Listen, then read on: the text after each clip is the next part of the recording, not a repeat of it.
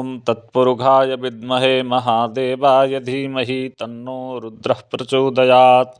शाम्ब सदाशिवाय नमः। ग्लौंगौर्यै नमः। गंगणपतये नमः। समस्त गुरुजनों को प्रणाम, समस्त आचार्यों को प्रणाम, समस्त इष्ट मित्रों को बहुत बहुत साधुवाद। व हमारे साधु संत महात्मा, हम उन्हें कोटि कोटि प्रणाम करते हैं। आप लोग कमेंट के माध्यम से हमें बल प्रदान करते हैं। कुछ हमारे भाई आपस में कमेंट के माध्यम से ही आपस में उत्तर प्रत्युत्तर करते रहते हैं, अच्छा लगता है। आप इन ग्रंथों को पढ़ें, समझें।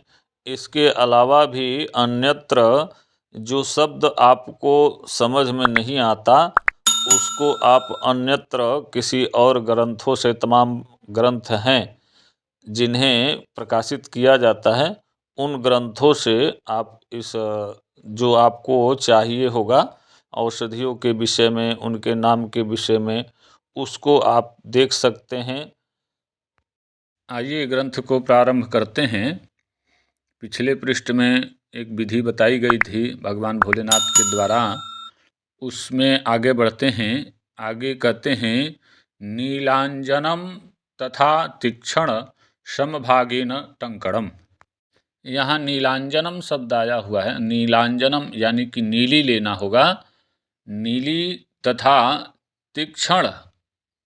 तीक्ष्ण एक लोहा होता है, लोहा होता है जो शुद्ध होता है।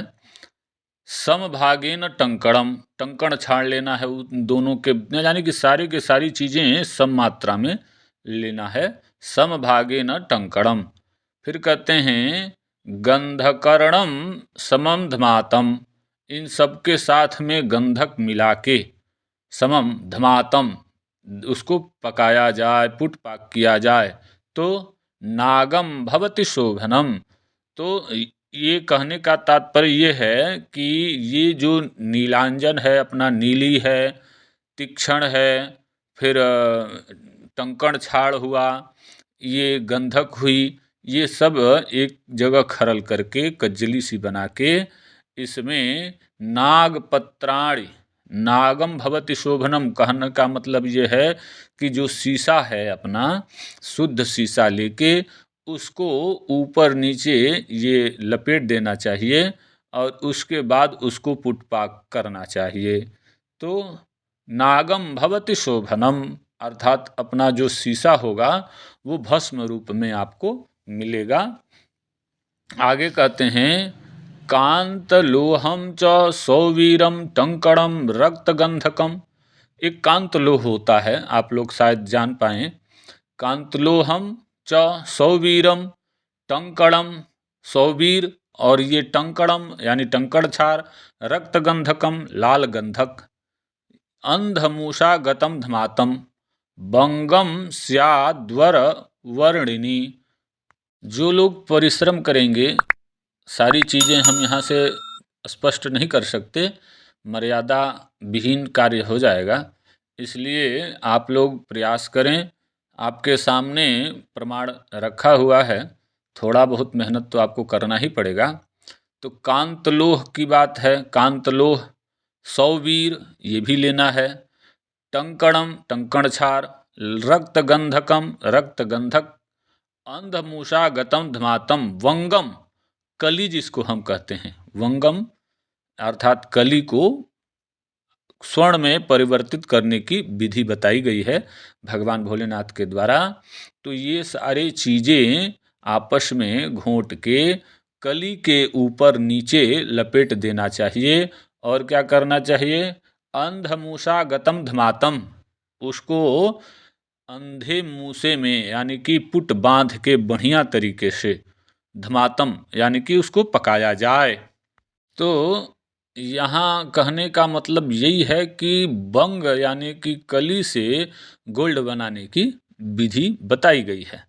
अब इसको आप अपने स्तर से समझेंगे और इस पे अभी रिसर्च करेंगे कि कांतलोह क्या है, सौवीर क्या है, इत्यादि जो भी चीज़ आपको समझ में नहीं आता, अन्य ग्रंथों को आप जब तक पढ़ेंगे नहीं, बात समझ में आएगी नहीं।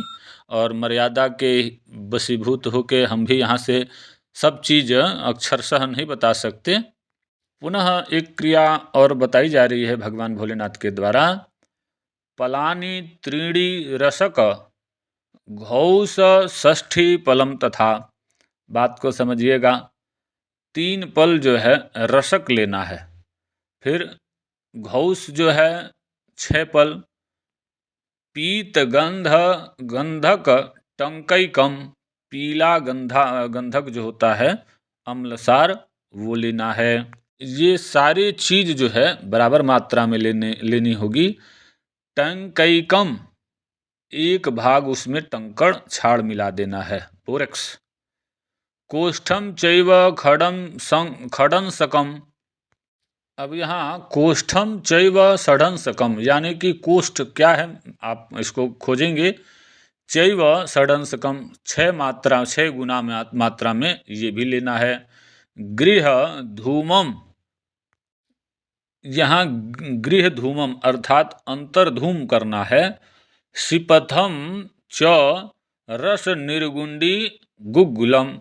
बात को समझेंगे कि 3 पल आपको रसक लेना है, घौस जो है 6 पल लेना है, पीत गंधक इसको भी आप 3 पल के हिसाब में मान लें। टंकड़ खार 1 भाग होगा, कोष्ठ 6 भाग होगा। इस सबको गृह धूमम शिपथम च रस निर्गुंडी गुग्गुलम, इसमें गुग्गल और निर्गुंडी का रस से पहले इनको भावित करना चाहिए। फिर कहते हैं भल्लातकस्य तैलेन अंधमूसा गतम धमेत, अथवा इस सब को करके इसमें भल्लातक फल होता है, अति विषाक्त होता है, उसका तेल निकाल लेना चाहिए। भल्लातक एक विषाक्त पौधा होता है, उसका फल होता है, उसको एक नाम से और कहते हैं, वो दिमाग में नहीं आ रही बात। उसके साथ उसका तेल निकलता है, उससे फुटकता दूर होती है।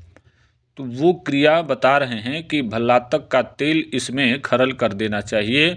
और इन सब सामग्रियों को अंधमूसा, इन सब सामग्रियों को जब अंधमूसा में भल्लातक के तेल के साथ जब पकाया जाएगा धीमी आंच पे, तो तत्सर्वम कांचनम भवेत, वो सारी सामग्रियां जो भी हैं वो सारे के सारे गोल्ड में परिणित हो जाएंगे। आगे कहते हैं तस्यस्तु हेम भागैकम दत्वा तारम खडन सकम, अर्थात जो उसमें से पहले बताई गई बात है, उसमें से जो सामग्री आपको मिलती है उसमें हेम भागैकम 1 भाग उसमें गोल्ड मिला देना चाहिए। दत्वा तारम षडन सकम, 6 भाग जो है उसमें चांदी मिला देनी चाहिए। हेम भाग धुतम धमातम हेमम भवति शोभनम, यहाँ 2 बार बात समझिएगा बात को, कि पूर्व में जो स्वर्ण बनाया गया, अब उसको उसके कैरेट को और बढ़िया तरीके से निखारने की बात, उसको अधिक मात्रा देने की बात है। तो वो जो कांचन आपने पहले बना लिया उसमें भाग एकम, उसमें से 1 भाग जो है ले लेना चाहिए। पहले जो बनाया गया गोल्ड है उसमें से आपने 1 भाग ले लिया, फिर उसमें तारम खडन से कम, उसमें उसके 6 भाग में उससे 6 गुना ज़्यादा मात्रा में आपने उसमें चांदी ऐड कर दी। हेम भाग धुतम धमातम हेमम भवति शोभनम, अर्थात उसी दोनों को अगर जो पुनः पुट पाक कर दिया जाए तो वो जो चांदी होगी 6 गुना, वो ये गोल्ड उसको बेध कर अपने साथ में सबके सब गोल्ड बना देगा। यानी कि ये एक अक्सीर सी बन गई। ये है जो गोल्ड बना, ये अक्सीर के माध्यम से बनाया गया। यहाँ से एक विधि और कही जा रही है। कंकुष्ठम गुड़म हंसपादी रसकम तारम च कोदंतिकम, गोदंती जिसको कहा जाता है, लक्षा कुमकुम गोरोचना मधु निशा बिल्वम च राजालकम, ये सारी सामग्रियाँ, बात को समझेंगे, कंकुष्ठम गुड़म हंसपादी, फिर रसक तारम चांदी, कुदंतिकम अर्थात गोदंती हरताल, लाक्षा कुमकुम, गोरोचन ना मधु, मधुनिशा, बिल्वम च बिल्वपत्र, राजालकम रजाल, एतत् सर्वमिदं च समभाग समकलकम लवणोदकेन मर्दितम। कहना चाहते हैं कि ये सारी सामग्रियां समभाग में इकट्ठा करके एतत् सर्वमिदम समभाग समकलकम लवणोदके, अर्थात ये सब चीज़ें सामग्रियां जो भी इकट्ठा कर दी गई हैं, इसको नमक के पानी में मर्दितम अर्थात मर्दन करना चाहिए, कलकम अर्थात चटनी बनानी चाहिए, तेनालेपित नागपत्र पुटितम, अर्थात ये सारी जो सामग्रियाँ नमक के पानी में इसको जो कजली बनाई गई, जो चटनी बनाई गई, इसको लेपन करना है किस पे, तो नागपत्र पे, यानी कि शीशे के ऊपर इसको लपेट देना चाहिए, फिर उसको पुट पाक करना चाहिए, पत्र पुटितम, पुट पाक करना चाहिए। अब यहाँ से आगे तो अगले पृष्ठ में ही समझ में आएगी बात। तो आप लोग अपना ख्याल रखें, चैनल को सपोर्ट करें, और अगले पृष्ठ में आप लोगों से पुनः मुलाकात होगी।